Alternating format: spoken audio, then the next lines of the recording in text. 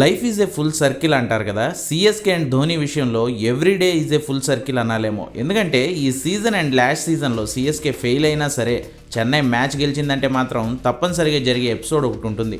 అది ఖచ్చితంగా captain MS Dhoni చుట్టూ తిరుగుతూ ఉంటుంది. మ్యాచ్లో ఓ మెరుపు స్టంపింగ్ చేస్తాడు.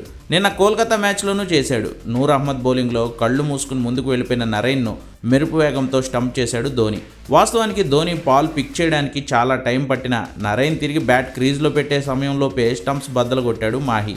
రెండోది లాస్ట్ ఓవర్లో 6. ప్రెషర్ అంతా మీదేసుకుని లాస్ట్ ఓవర్ వరకు మ్యాచ్ని ఈడ్చుకెళ్ళి అక్కడ తనదైన శైలిలో సిక్సర్లు కొడుతూ అయితే గెలిపిస్తాడు, లేదంటే అవుటే వెళ్ళిపోతాడు ధోని.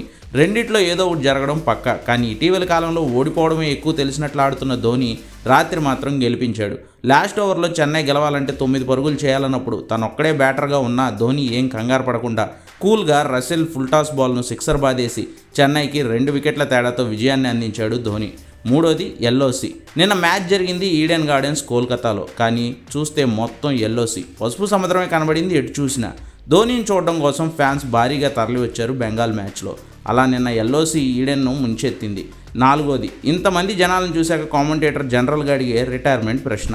కానీ ఈసారి కామెంటేటర్ ఫ్యాన్స్ గురించి ధోనిని ప్రశ్నిస్తే ధోనినే రిటైర్మెంట్ గురించి మాట్లాడాడు.